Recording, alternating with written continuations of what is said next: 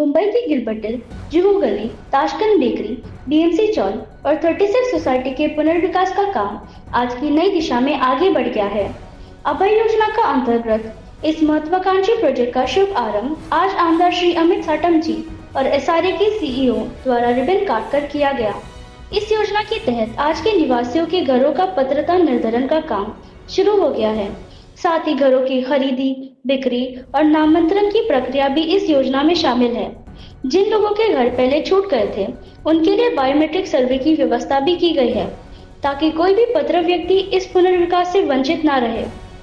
इस अवसर पर आमदार श्री अमित साटम जी ने लोगों से विशेष अपील की कि अपने घरों से संबंधित डॉक्यूमेंट्स किसी एजेंट के जरिए न दें, बल्कि स्वयं गिलबर्टल कैंप में आकर अपने कागज जमा करें।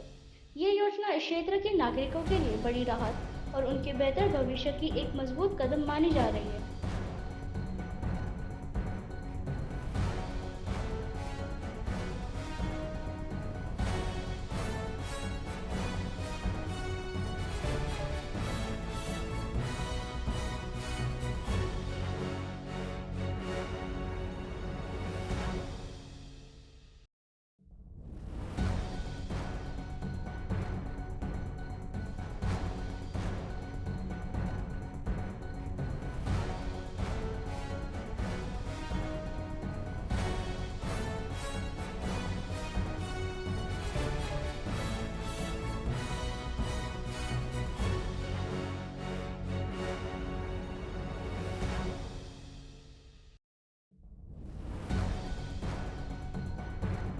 आइए सुनते हैं श्री आमदार अमित साटम जी ने मीडिया से क्या कहा।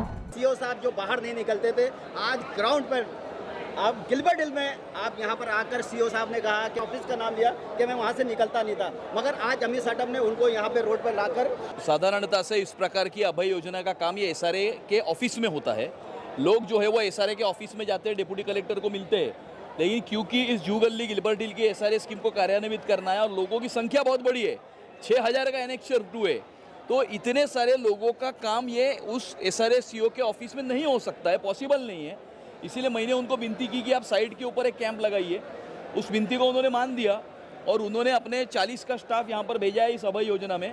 और जुहू गली एसआरए गिलबर्ट हिल के एसआरए को कार्यान्वित करने के लिए एनेक्चर 2 के सुसूत्रीकरण करने के लिए, क्लियर करने के लिए यहाँ पर उन्होंने ये कैंप लगाया है एसआरए के माध्यम से। और वो खुद भी यहाँ पर इस कैंप का उद्घाटन करने के लिए आए हैं और वो आए हैं, इसका मतलब एसआरए ने इस प्रकल्प को कार्यान्वित करने का काम ये बहुत सीरियसली लिया है। सर एक बहुत बड़ा एक मसला आता है, लोग पूछते हैं कि आमदार तो कहते हैं बनाने के लिए, ये जगह बना के किधर देंगे, बिल्डिंग किधर बनाएंगे, क्या कौन सा बिल्डर है? ये जो 36 सोसाइटीज़ का लेआउट है, इस लेआउट में ही रिहैब की बिल्डिंग यहीं पर बनने वाली है। एग्जैक्ट साइट कौन सा होगा, घर कैसे होंगे, इसका भी चित्रीकरण, इसका भी वीडियो, इसका भी डिज़ाइन और इसका फ़ोटो, ये सारी चीज़ें भी अगले 1 महीने के अंदर ही हम रिलीज़ करेंगे। लेकिन मैं आपको ये कहना चाहता हूँ कि इस लेआउट के ऊपर ही रिहैब की बिल्डिंग बनेगी। सर एक और क्वेश्चन है, जो पहले के सोसाइटियों ने भ्रष्टाचार किया है, बहुत से ऐसे रहे कि कोई टॉयलेट में पास हो गया है, कहीं किधर पास हो गया है, उनके बारे में क्या कहेंगे? नहीं, वो मैं कैसा कहूँ, मैंने तो नहीं किया ना भ्रष्टाचार, तो भ्रष्टाचार किया जो इधर के पहले के आमदार थे, इधर के पहले के नगर सेवक थे, जो नारियल फोड़ते समय जिस कंपनी ने पैसा गमन किया उनके साथ में नारियल फोड़ते समय वो थे। अब उनको जाकर ये सवाल करिए, इस सवाल का जवाब मैं नहीं दे सकता हूँ। अभी यहाँ के गिलबर्ट हिल, जुहू गली, वार्डलेस रोड, तमाम की जनता के लिए आभार क्या कहेंगे आप यहाँ के लोगों से? आप जुहू गली गिलबर्ट हिल की तमाम जनता को यही कहा है कि सरकार आपके दरवाजे पर आई है। ये अभय योजना आपके एरिया में आपके लिए, आपके सपने का जो घर है वो घर बनाने के लिए, इस एसआरए योजना को कार्यान्वित करने के लिए सरकार आपके दरवाजे पर आई है। दरवाज़ा बंद मत करो, सरकार के अधिकारियों के साथ पूरा कोऑपरेशन करो, पूरा सहकार्य करो, उन्हें पूरा सपोर्ट करो, ताकि ये एनेक्चर 2 का सुसूत्रीकरण का काम अगले महीने 1.5 महीने में हम पूरा करके इस एसआरए योजना को कार्यान्वित करने के दृष्टिकोण से हम आगे बढ़ेंगे। सर अमित साटम जी ने एक बहुत बड़ा काम किया है कि जो पात्र के लिए 4 से 5 लाख रुपए लगता था, वो आज विदाउट पैसे के पात्र, अपात्र और नाम ट्रांसफर का हो रहा है, इसके बारे में? ऐसा है कि मुंबई शहर में झोपड़पट्टी पुनर्वसन प्रकल्प जिस गति से आगे बढ़ना चाहिए था उस गति से आगे नहीं बढ़ रहा था। इसके लिए सबसे पहले तो 2018 में आदरणीय मुख्यमंत्री देवेंद्र फडणवीस जी ने 2011 का नियम महाराष्ट्र की विधानसभा में कानून पारित करके लाया। उसके बाद में सारी एसआरए की योजना कार्यान्वित हुई उसके बाद में जब ये आदरणीय देवेंद्र जी डेप्यूटी सीएम थे और हाउसिंग मिनिस्टर भी थे, उस कालावधि में उन्होंने पूरी तरह से SRA योजनाओं को कार्यान्वित करने के लिए, गति देने के लिए उन्होंने पूरा कार्य किया। और अभी मुख्यमंत्री होने के बाद भी उनके SRA CEO को यह आदेश है कि मुंबई को आने वाले समय में झोपड़पट्टी मुक्त करना है। मोदी जी का सपना है हर व्यक्ति का अपना खुद का घर होना चाहिए, घर में बिजली होनी चाहिए, पानी होना चाहिए और शौचालय भी घर में होना, घर के अंदर ही होना चाहिए। और इस सपने को साकार करने के लिए महाराष्ट्र की सरकार, देवा भाऊ की सरकार ये कटिबद्ध है। आज का ये एमनेस्टी स्कीम का कैंप सबसे बड़ा है मुंबई में, जहां पर 36 सोसाइटी को इकट्ठा करके ये किया जा रहा है।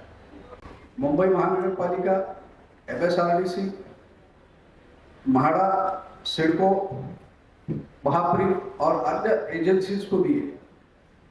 इससे ये हुआ कि सभी स्कीम में कुछ न कुछ गति आने लगी और स्पीड बढ़ गई। फिर आमदार अमित सनम साहब ने मेरे ख्याल से पिछले विधानसभा कार्यकाल में एक एमनेस्टी के लिए सीएम साहब से ये स्पेशल परमिशन लेके एमनेस्टी का GR पास करवाया। और GR पास करने के बाद जो लोग जिसने खरीदी किया है और 2011 का जिसको लाभ नहीं मिल रहा है, उसके लिए हमने ये कैंप रखा है। इसमें कैंप रखने की वजह क्या है? तो बहुत सारे लोगों को हमारे ऑफिस आने का जो दिक्कत है, ऑफिस में आना, उनसे सेक्शन में जाना, किसको मिलना, इससे बाकी की चीजें चालू होती है। जैसा कोई दलाली करता है, कोई आके बोलता है भाई ये करके दूंगा आपको, वो ऑफिसर को मालूम ही नहीं रहता क्या हो रहा है।